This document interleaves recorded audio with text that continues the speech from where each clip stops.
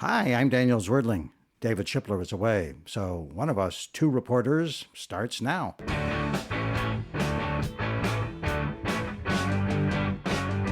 And here's our mission today. We're going to learn how two of the most famous explorers from America lied to the world about the amazing things they had supposedly accomplished. And we're talking here about Frederick Cook and Robert E. Peary. Now, Peary and Cook basically scammed the public when each of them claimed a little over 100 years ago that he'd discovered the North Pole. At least most investigators have since concluded that they lied. Researchers have told some of these outrageous details before, but our guest today has written a book that takes this story further. He shows how the New York Times and another powerful newspaper actively spread the explorers' lies. It was fake news in the early 1900s. Darrell Hartman, welcome. Thank you. Thanks for having me, Daniel. You know, I think one of the lessons we're going to get out of this today is that when people really want to believe that something is true, it's hard to convince them to look at the facts. As you were researching this book, did you hear echoes between this hoax about the North Pole and about what's happening today? You know, with politics and media like Fox and all the lies being spread today. I did see parallels. I mean, that's one of the main reasons I wanted to do this book. Part of the book is about this split world of the American media at the turn of the century, where you had the so-called quality newspapers, they were actually called that at the time, which were geared towards a more educated, prosperous establishment reading audience. And then you had the so-called popular press, which was the mass press.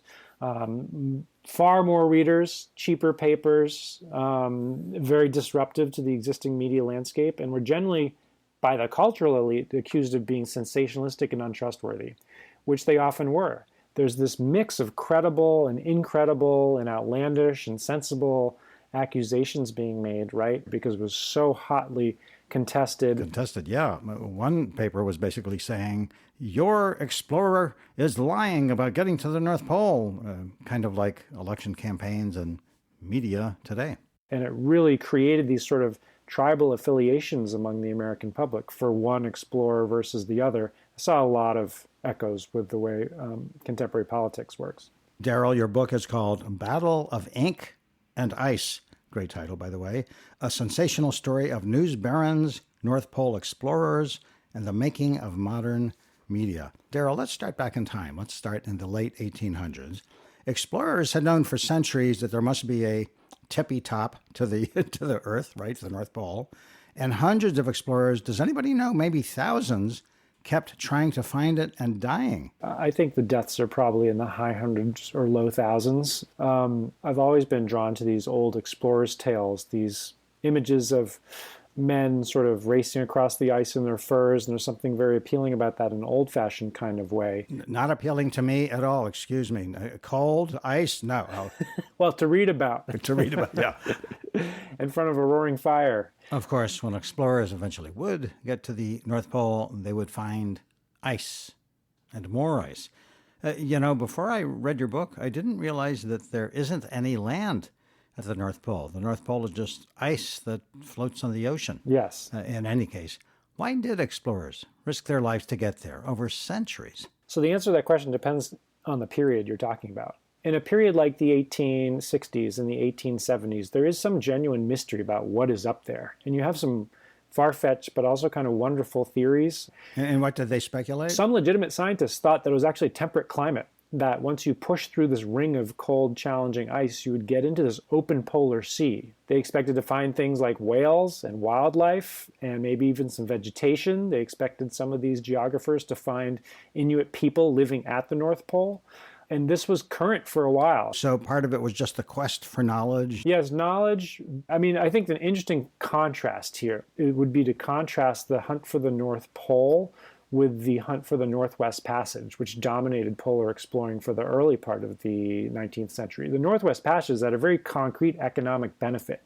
If you found a way through that Canadian Arctic by ship that was regular, that you could get through year after year, you would revolutionize international trade and shipping. And there are obvious commercial advantages to finding that route. Of course, the most infamous expedition to find the Northwest Passage which, as you say, was a fantasy that didn't even exist, was the Franklin expedition in the 1840s. Yes. I mean, it was infamous because it went so disastrously wrong. Everybody on that expedition either froze to death or they starved. Mostly starvation because the ships were trapped in ice and there was no help for miles and miles around. And before we get to the North Pole itself, I want to play an excerpt of a moving sea chanty about that Franklin disaster.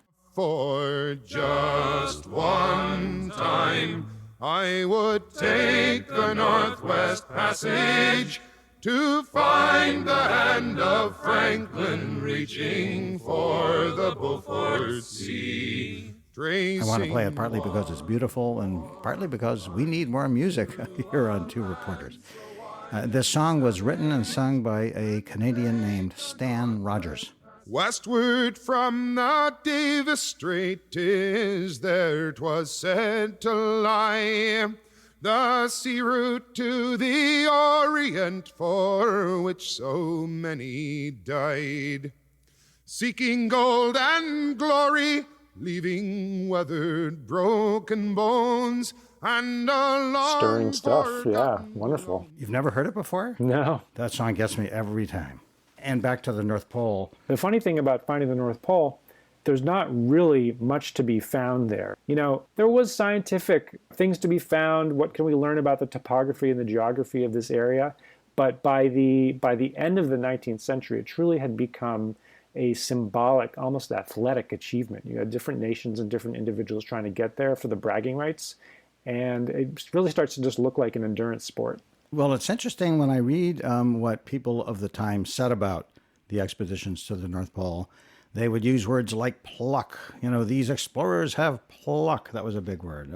Courage, bravery, heroism. Absolutely. It seemed to all be about, proving you were a man. But it's absolutely true. You have these explorers embodying national traits, right? Kind of in the way we root for our Olympic athletes. You know, for example, Robert Peary, one of the major players in this North Pole controversy, was championed by President Theodore Roosevelt. And the main reason Roosevelt really liked Peary because he thought he embodied these so-called fighting virtues. Theodore Roosevelt was worried about a decline in manhood and strength and all these sort of characteristics he thought were important for Americans to have. In Robert Peary, he saw a figure who could inspire men to be tougher and stronger and to do great things on behalf of their nation. So it was a very symbolic thing. Let's hold off on Peary just a few more moments. Let's focus on the late 1800s now. There were a few disastrous expeditions. One of them I know that you write about in your book was the Jeannette Polar Expedition in 1878. And the guy who owned one of the papers that ended up having this battle over, my explorer is right, your explorer is wrong, he funded this expedition. Tell us a little bit about the Jeannette and how it went down, not in flames, but in ice. Yeah, well, the New York Herald is not around anymore. But in its period, in the 19th century, it was the most profitable American newspaper for quite some time, the most powerful newspaper of the United States. And one thing it was especially good at was exploring stories. And this is a legacy that had been created by James Gordon Bennett Jr., who edited and published the newspaper. And he did this very famous thing that some listeners will have heard about. He sent a correspondent named Henry Morton Stanley into deep, dark Africa to find the most famous living explorer of the day, Dr. David Livingstone, who'd gone missing. No one knew where he was. There were many fears that he was dead. And in fact, the Herald's correspondent went into the wilds of present-day Tanzania, Uganda, and found Livingstone and rescued him. So this created an enormous story, a famous incident in the history of newspaperdom, and it made a lot of money for the New York Herald. And Darrell, when I read that, I was stunned because I think a lot of us, especially my era, grew up hearing about this famous moment when Stanley finds the old frail doctor who everybody thought had vanished, and he supposedly says, Dr. Livingstone, I presume? I had no idea that a newspaper, the New York Herald, they created this whole expedition. Yes, and this is a huge turning point because it is really this first case where a newspaper doesn't just go out and report the news, it goes out and makes the news. And of course, when Stanley succeeded, the Herald has exclusive rights to the news because no other reporter has gone there to get the story. So this makes it both a very prestigious and a very profitable story, and something that the Herald is eager to replicate. In fact, there's a very interesting brief period in the 1870s in the wake of this huge story where several other newspapers, American newspapers and British newspapers, all start sending correspondents out in this sort of Indiana Jones style to go dig up lost cuneiform tablets in the Middle East and sort of find other lost treasures in hopes of scoring a big win like this. And I believe James Gordon Bennett wanted to do this all over again, and he tries several times to replicate the huge success of the Stanley Livingstone story. And this North Pole venture with the Jeannette is his next big attempt to do that. So he decides, we want to be the ones who finance the expedition to discover the North Pole, right? So they buy this huge ship. Yes, so Bennett is one of the richest men on the planet from a newspaper fortune. Imagine that, right? And excuse me, this is a little tangential, but one of the Bennetts had built a giant yacht where they kept not just fine china and silver, but they had a living cow to provide fresh milk and cream every day for the owner? Yes, this is Junior, who's a much more high-living, profligate newspaper owner than his father ever was. So they want to go to the pole. Yeah, so, I mean, part of the thinking here is that the Herald is so energetic and enterprising and powerful and profitable that it can do things that governments can't. And the Stanley Livingstone story has proven that. So James Gordon Bennett goes out and spends an enormous amount of money buying a ship, converting the ship to make it Arctic ready, working with this naval lieutenant, George Washington DeLong, getting a crew together, getting officers together. The U.S. Navy is involved in this, but the U.S. Navy does not pay 1 cent for this expedition. It is entirely privately financed by James Gordon Bennett Jr., so it's an interesting mix of public-private collaboration. The goal is to get to the North Pole, but Bennett has kind of mixed motives here because, as I said, he really wants to replicate that Stanley Livingstone moment. And it just so happens that there's a Swedish explorer who is trying to complete the Northeast Passage above Siberia who hasn't been heard from in some time. So Bennett here does this very dangerous thing, which is to ask DeLong to go try to find this Swedish explorer, Nordenskjöld. And I think this contributes to the disaster that befalls the Jeannette. It turns out that the captain and a bunch of his men froze to death, right? True, yes. The people who went to try to find the people on the ship found evidence that the starving men had eaten their boot leather. Yes, they tried to eat just about everything down to their boot leather. Yeah. And they were so desperate for heat that they literally put their feet directly into the fire? Yes, they're freezing, they're starving, they're not thinking straight. It's a really tragic tale. It sort of points to the perils of a newspaper leading an expedition. He gets distracted, wastes time trying to create this giant story. And this is part of the reason that the Jeannette runs into big trouble. They end up being a part of one of the great survival or non-survival stories in the annals of Arctic history. And here's one of the many, many, many, many things that blows my mind. This newspaper titan, James Bennett Jr., does not proclaim, oh my gosh, I'm so broken up that I sent a shipload of men to freeze and starve to death. Instead, he's more determined than ever to find another explorer who's willing to risk his life to get to the North Pole. Well, I mean, he did. The thing I would point out is that there were a good 20 years between that Jeannette disaster and Bennett's next actual foray into polar exploring. And lucky for him, there are two explorers waiting in the wings in the early 1900s, Frederick Cook and Robert E. Peary. Describe them, please. Sure. So Robert Peary and Frederick Cook end up being bitter enemies, but for a time they're quite close friends, and they even do an expedition together.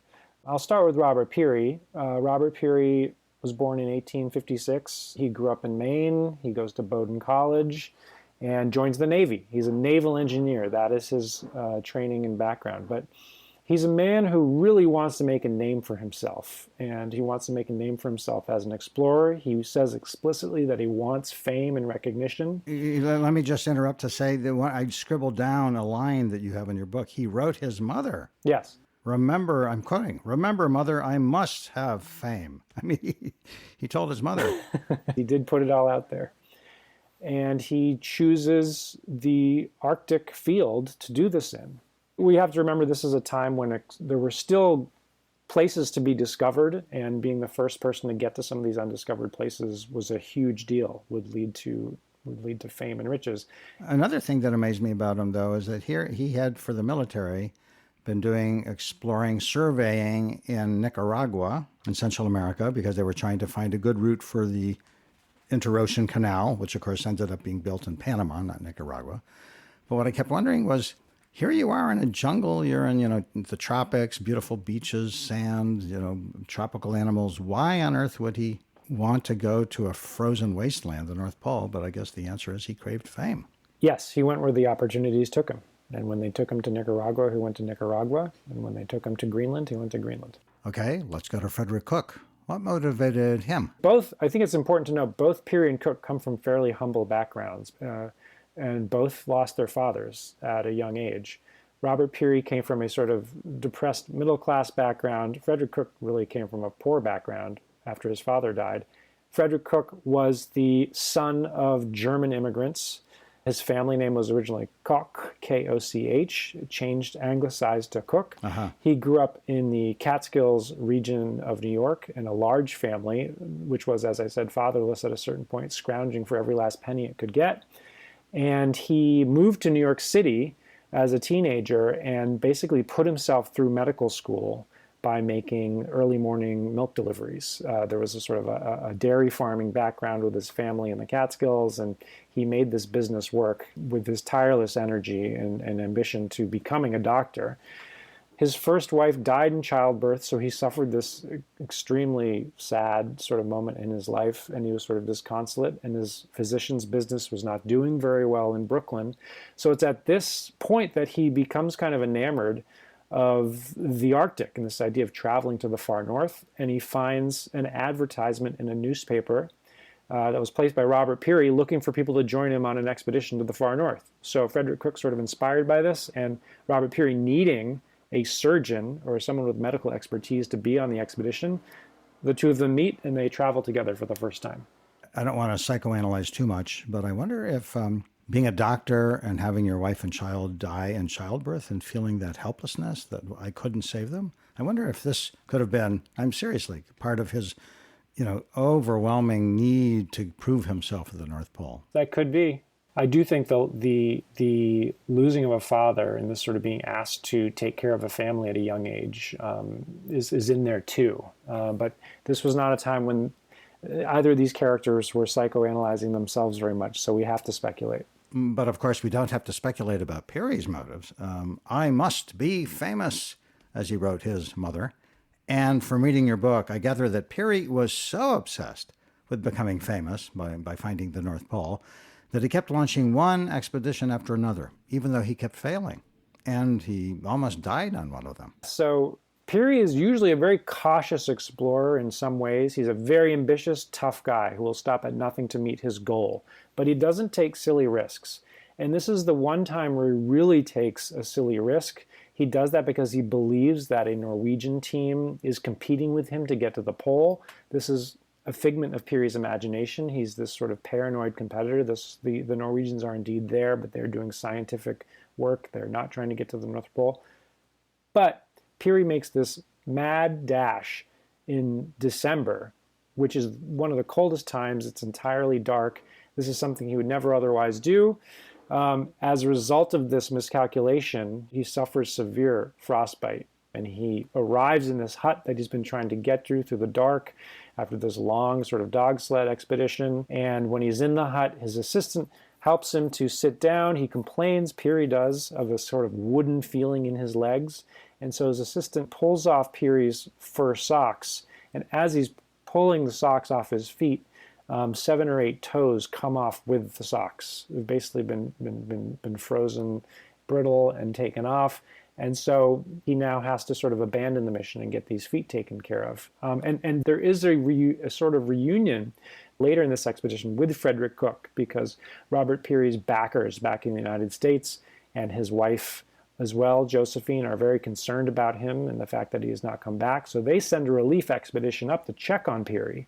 And they find him here with his toes missing. And Frederick Cook goes with that expedition and has sort of his last face-to-face meeting with Robert Peary, where he sort of takes a look at him and tells Peary frankly that he's not in good shape, and he tries to get Peary to come home. Robert Peary, being Robert Peary, says, no, I'm going to keep trying. So Peary has thrown down the gauntlet, in effect, and he wants to get to the North Pole first. And Cook basically says, no, I'm going to get to the pole first. Well, it takes a lot of money to organize an expedition to find the North Pole. And you say in your book that the way these explorers got their financing reflects, first of all, the kind of men they were. And second, it reflects some of the economic divisions in society. Yeah, so Robert Peary really embodies the sort of East Coast establishment. He's very career-oriented. He works his way up through the Navy, and he develops these friends in high places. The high places are usually New York City or Washington, D.C., and he is just good at politicking in this way. And he's backed by millionaires, basically, is the simple way of putting it. They were financiers, a railroad baron, people like that. Yes, a lot of them have fortunes related to the railroads, banking. His biggest backer, Morris Jessup, made his money this way and is also known as a founder of the YMCA in America, a sort of devout Christian.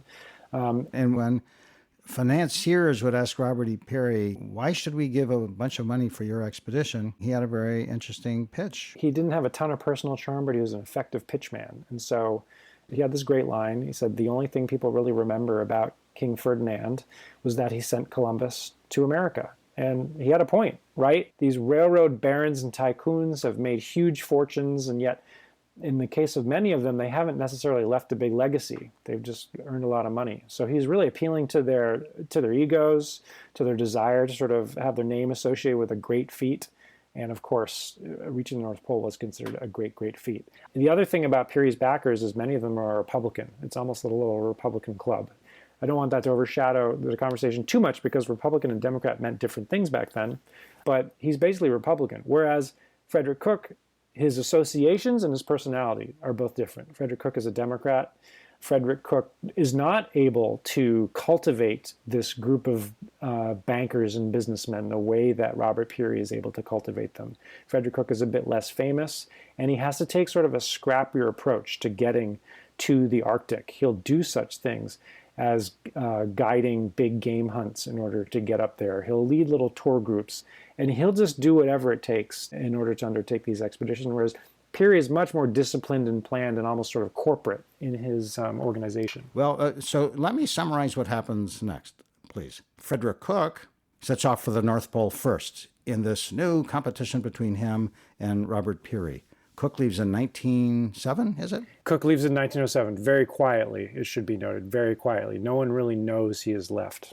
And he has a tiny crew. Yes. Then Robert Peary sets off a year later on a far bigger expedition. I mean, he has, how many teams of men did he have? When he's eventually on the ice, it's something like 24 other people with him, a combination of Inuit guides and white explorers. And dozens of sled dogs, too, right? Oh, dozens and dozens of sled dogs, yes. Nobody hears from either explorer for months and months. Who knows if they're still alive? And then on what fateful day, Frederick Cook sends a cable. He says he reached the North Pole a year earlier, which would make him the first man in history to get there, and he's just come back to civilization. So September 1st, 1909, Frederick Cook is in the windblown remote Shetland Islands. He both announces he has reached the North Pole and offers the exclusive story to the New York Herald by cable in the same 10 minutes. So he makes that offer at the same time. He hears back from the Herald. They have accepted his exclusive offer. They asked for the story to be cabled. And based on that sort of cable agreement, he's in business with the Herald. And this is international news. This is international front page headlines, basically. There's a great newsreel of him, unfortunately without sound. A newsreel of Cook and comrades getting off a ship in Copenhagen. Most of the men are wearing top hats and tails. Cook has a kind of sailor's cap instead of the top hat, but otherwise they're all really dressed up. There are Danish princes with them, crowds and brass band are on shore. I mean, the top-hatted gentlemen are the dignitaries sort of greeting him. You know, the interesting thing about Cook, he didn't really have an exploring party unlike Peary. Peary had a big corps of explorers who went with him. Frederick Cook had one companion who was the sort of cook or chef from the yacht that brought him up there, and a couple Inuit, and that was it. So when he comes back, it's just him. The Inuit have stayed in Greenland. The cook has returned home because he didn't do very well. And Frederick Cook, the explorer, is by himself. So you see him there in that wonderful newsreel footage being greeted by an American diplomat, the Crown Prince of Denmark, and other figures like that. Okay, and now the media frenzy begins. James Bennett and his New York Herald have embraced Frederick Cook as the man who discovered the North Pole. They have his exclusive rights. And I loved the Herald's banner headlines. Here's one: "Fighting famine and ice, the courageous explorer reaches the great goal." And for a few days, as you said a moment ago, this is worldwide news. It's worldwide news for everyone, and basically everyone is on board. There are banquets and more headlines. And then this next part could really be a corny movie. Only 2 days after Cook comes back in triumph, supposedly from the North Pole, he's literally in the middle of a banquet to honor him, and a whisper starts going around the room. Yes, and a messenger comes in the door and hands this telegram to Frederick Cook. Frederick Cook, in the middle of this busy room, stands up and reads the telegram aloud, and is a telegram from Robert Peary, "Stars and Stripes nailed to the pole." So in the middle of this celebration of Frederick Cook's discovery, Robert Peary is also saying he has been to the North Pole. And this is, for a couple days, great news, right? The American public is thrilled that not one, but two Americans have now gone to the North Pole. To be clear, Frederick Cook claims to have gone there in 1908, and then he gets stuck in the Arctic for a year. He's not able to get back to so-called civilization. Robert Peary claims to go a year later, 1909. So, if you believe these guys, Frederick Cook beat Peary by a year, but they both went. So there's a few days of sort of celebration of this twin achievement. And then everything changes because Robert Peary will accuse Frederick Cook of lying and say Frederick Cook's never been anywhere near the North Pole. He's a fraud. And you sent me a clip of Robert Peary speaking, giving a speech extraordinary because it's one of the few things we have from that time that brings him to life. Let's hear this for a moment. In the discovery of the North Pole is written the final chapter of the last of the great geographical stories of the Western Hemisphere, which began with the discovery of the New World by Columbus. The discovery of the North Pole on the 6th of April 1909 by the last expedition of the Peary Arctic Club means that the splendid frozen jewel of the North, for which through centuries men of every nation have struggled and suffered and died, is won at last and is to be worn forever by the Stars and Stripes. This is terrible to say, but he sounds kind of East Coast and effete. Well, I think all those guys, they all seem to have these sort of thin voices, and like Theodore Roosevelt, for example, did have a kind of high-pitched voice. It might also be something in the recording technology that sort of speeds them up and makes them... Could well be. They're less manly than you expect, put it that way. In any case, the New York Herald has embraced Frederick Cook, but now the New York Times decides to embrace Robert Peary and his claims. The owner of the Times was a man named Adolph Ochs, and he and the Times were generally more careful journalistically than Bennett and the Herald. But in this case, it turns out that Ochs and the New York Times actually helped finance Peary's expedition before he even set sail. The New York Times has gotten into business with Peary in a year earlier. Well, and I mean, it's so horrendously unethical, at least in view of today, and I think even then. Right? It does. I think at the time it was a little more common, but it definitely would have been a conflict. No one anticipated that this huge controversy would arise out of this, and there would be so many doubts about where these explorers did and didn't go. But there is an inherent sort of potential conflict here, absolutely. So why did these two powerful newspapers and newspaper magnates champion Cook versus Peary at all? James Gordon Bennett, I think, had the spirit of the adventurer in him. He liked to drive fast horses. In fact, he almost killed himself in a horse carriage accident. He liked to race fast boats. In fact, he won this remarkable transatlantic race across to England in December in 1867, which shows a real sort of tough sporting spirit, even though he was sort of rich and paid people to do the sailing for him. So I think with Bennett, he actually had a sort of longing to do these things, or at least be involved in them. And then, of course, there was a prestige of backing the explorer who discovers the North Pole and beating all the other newspapers to the story. With Adolph Ochs, I think his personality, his temperament is a little more cautious. He does not have this background in adventuring. He comes from a very modest background. He's the son of Bavarian Jewish immigrants. The Times that Adolph Ochs is shaping into one of the great newspapers of America, it wants to be the sort of official outlet, really, of American government and finance and achievement. It really wants to be the establishment paper, and Robert Peary is the establishment explorer. So they make great bedfellows. And this is a time when the New York Times is totally on the upswing thanks to the efforts of Adolph Ochs. He's rescued it from bankruptcy. And I think for him, the Times being affiliated with this great scientific achievement, the discovery of the North Pole, will really be the cherry on top. You know, we probably should stress that in those days, an estimated 90% of adults in America read newspapers. So newspaper stories had huge impact. Yes. And now the New York Times and the New York Herald start attacking each other. Each essentially charges our explorer is telling the truth. But can you really believe the other newspaper and their explorer? You know, Robert Peary is really leading. He's the one directing this and creating a lot of anger because he's being so blunt about it. You know, his famous line, he said, "Cook has handed the public a gold brick." That is a sort of period slang for a con man. And this is the type of language no one's ever really questioned what these explorers claim to have done. They're considered honorable men. This is a great victory for America, so the American press is generally on board with it. So the newspapers of America start attacking Robert Peary for his uncouthness, for his nastiness, and of course the Herald, defending Frederick Cook, is leading that charge, and the Herald has no problem getting loud and noisy and fighting back. That is in the Herald's DNA. And the New York Times is in a funny position because that is not in the Times' DNA. The Times has been designed by Ochs, and in fact the founders of the paper who came before him, to be temperate, to be careful in its accusations, and to be this sort of sober-minded institution of elite cultured New Yorkers. But it is definitely challenging this claim of Frederick Cook's, and that fact alone puts the Times out there on a limb. The Times is taking some heat here because they have the gumption, they have the gall to question the honesty of Frederick Cook. And what were the allegations? What was the reporting that said Cook is a liar? He never got to the pole. Well, it's important to note the Cook is a liar stuff took a while to germinate because it was so outlandish to think that someone would lie about this massive claim. It's kind of about saying you were the first person to get to the moon and lying about it. Although I know there is supposedly a conspiracy theory about that. But all that to say, the Cook is a liar thing took a while to gain momentum, to gain steam.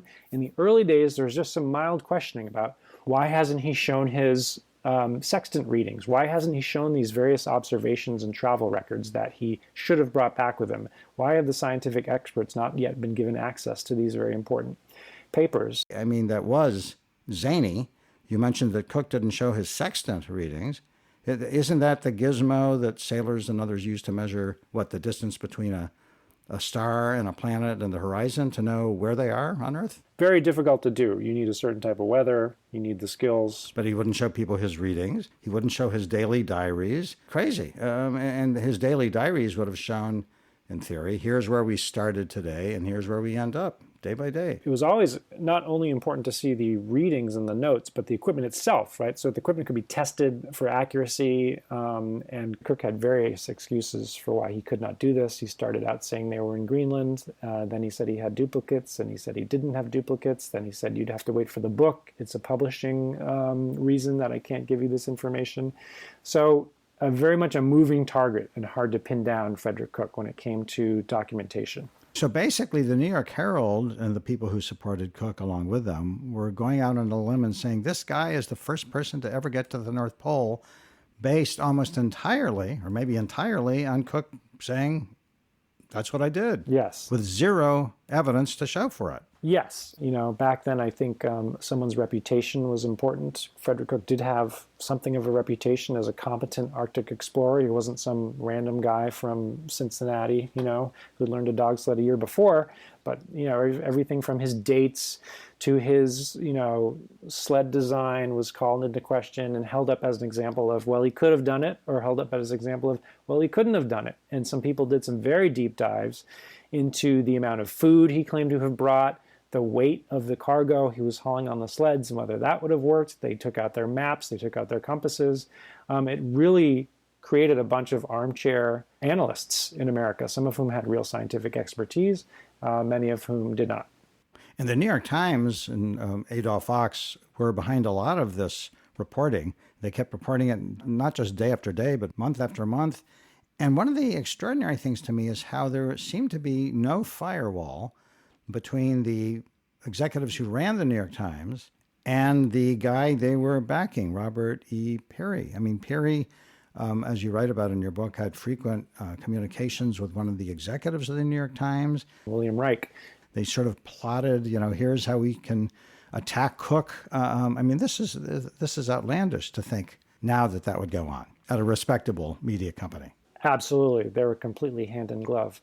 At the time, I think, people observing this knew that the Times was backing Peary financially and had a stake in his success, but I don't think anyone knew the degree to which they were working together. This was largely done in secret. And meanwhile, the New York Herald was also attacking the New York Times with outlandish headlines and attacking Peary. And what were the claims against Peary, implying that Peary had not reached the pole? Well, they didn't have a lot of information about Peary, and frankly, Peary wasn't doubted to the extent that Cook was. I think people just thought his behavior was appalling.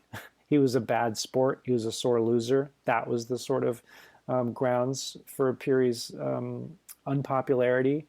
But Frederick Cook was withholding his evidence. Robert Peary was withholding his own evidence as well for a time, and he gave different reasons for this. He said, well, if I put all my travel information out there and all my astronomical observations out there, Frederick Cook is just going to take them and copy them and use them to support his bogus claim. So no one was putting the information out there. There was very little transparency. Robert Peary eventually brought his travel records to the National Geographic Society, which was considered fairly reputable and a decent adjudicator of this issue. They claimed that they believed he had gotten there, which was huge news. It sort of was the stamp of approval for Robert Peary. But it wasn't known at the time what exactly the National Geographic Society looked at. And as you point out, the committee that examined his evidence was made up of respectable men, but who had backed Peary from the beginnings, and they were not impartial at all. And this was known within a small group. It didn't really reach the American public. The fact that this panel of experts judging Peary's travel records had supported his expeditions in the past. They had lobbied for him to receive National Geographic Society funding. At least one of them was also a Navy man. There were many conflicts of interest that would have been easy to call out at that time. One of the most remarkable things about this whole chapter is that the fight over, which man was telling the truth became a political battle as well. In Congress, there were investigations, right, which were prompted by the fact that the New York Times was lobbying Congress. This is another extraordinary thing about the press meddling. The New York Times was lobbying Congress to give Peary a big promotion, to a big retirement, make him an admiral. And Democrats were resisting.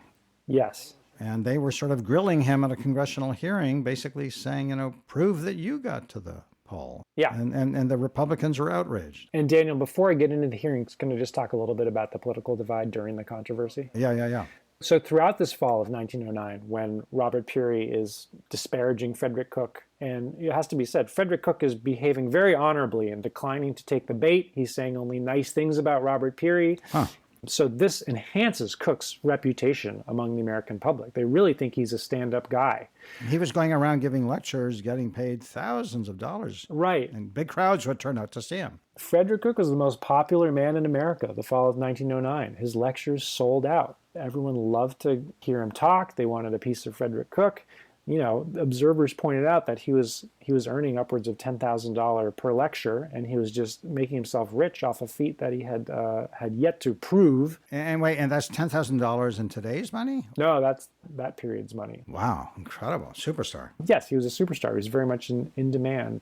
And he was especially popular in these kind of democratic strongholds. You had a period when democratic populism was sweeping the nation. You had a real backlash from the farm states and the southern states against this so-called East Coast establishment.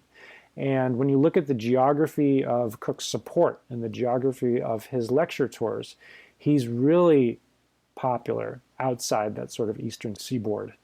Whereas Robert Peary's support, what support he does enjoy, is really concentrated in New England and the Washington, D.C. area. So this political divide, this partisan divide that we know so much about today, is absolutely playing out in this controversy of 1909. And then it will get explicitly political. Robert Peary, as he's taking his victory lap, Congress, specifically Democrats in Congress, really want to grill Robert Peary. And I'm not sure it's that they really doubt he's been to the North Pole.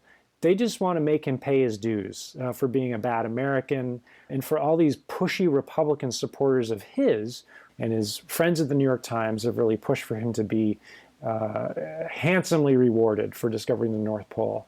And the Democrats in Congress are sort of like, wait a minute, not so fast. And what this does is it creates some hearings that Robert Peary very much wanted to avoid, and some intense questioning and interrogating of his claim. That turns out to be hugely consequential, because the later scholars who are going to dig deep into Peary's claim, their first point of reference in many cases is going to be those congressional hearings, which is the only public moment where Peary gave some of these details away. Well, this all became a very sad story, both for Robert E. Peary and for Frederick Cook. And I guess we shouldn't go into all the details, because I want people to read your wonderful book, Battle of Ink and Ice. Really fascinating. But just to put a few things together, Cook ended up in prison, and people went back and looked at the claims that Cook had made before the Arctic expedition, that he had been the first person to get to the summit of Mount McKinley in the northwest of the United States. They were able to prove that that was a lie. And some people close to Peary said he became a broken man. There's just a lot there. But yeah, your point, the 1909 controversy specifically, I think, took a huge mental health toll, as we would call it nowadays, on both men. So how close did Peary and Cook actually get to the pole? What do researchers now think?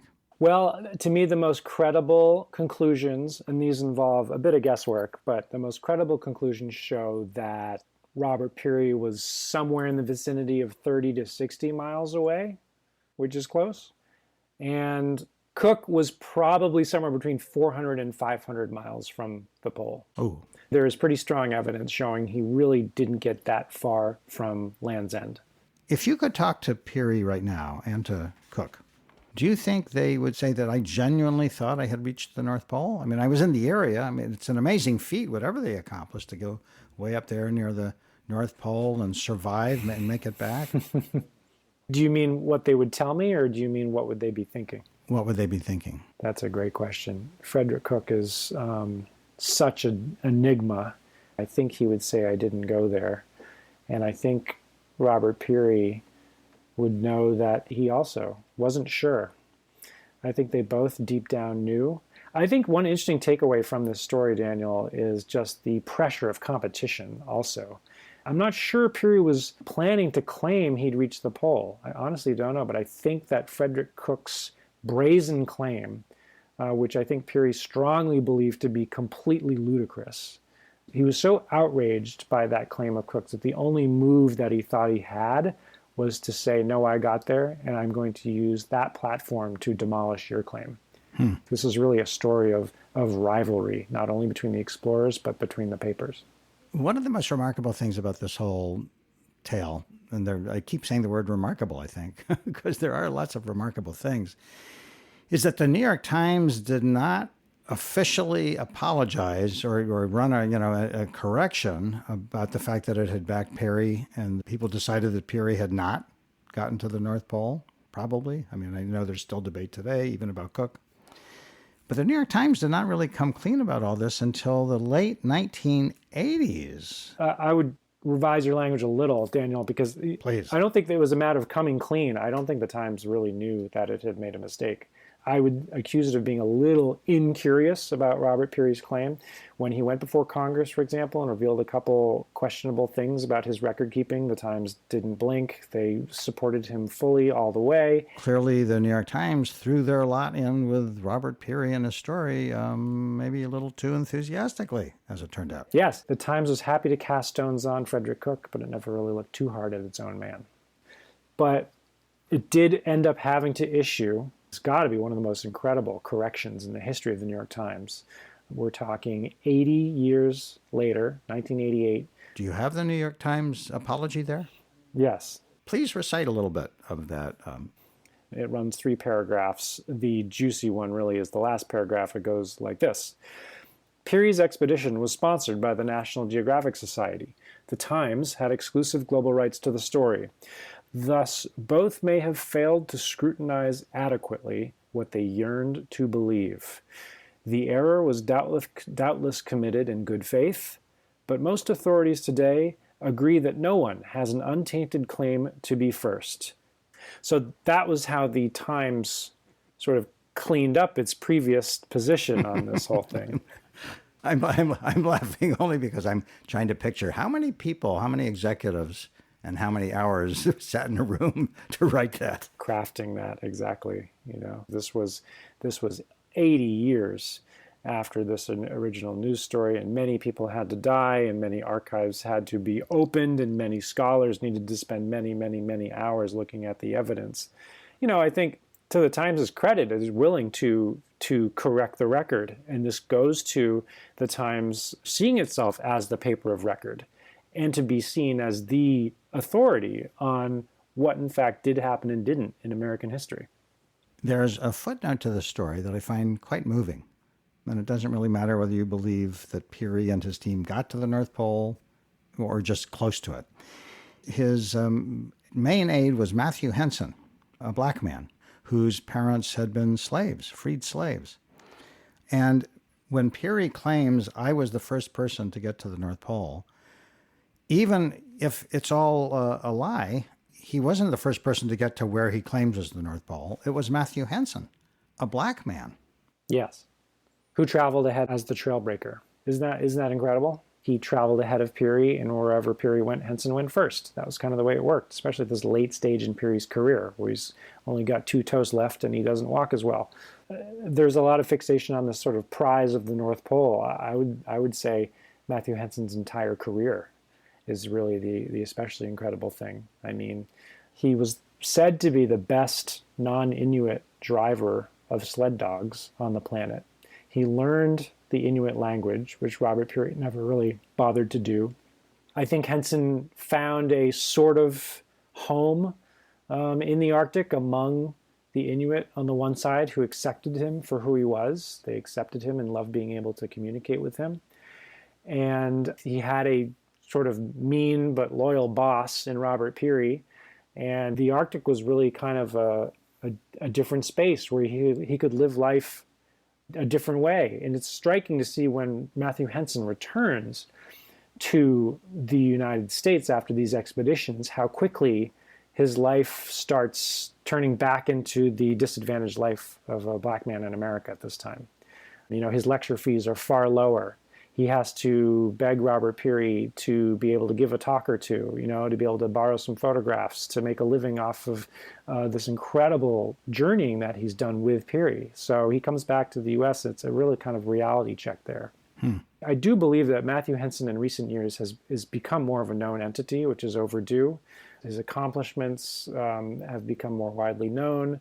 So it's nice to see that happening. But, when it comes to the North Pole, if you have to prove that Peary got there, you've got to prove that Henson got there.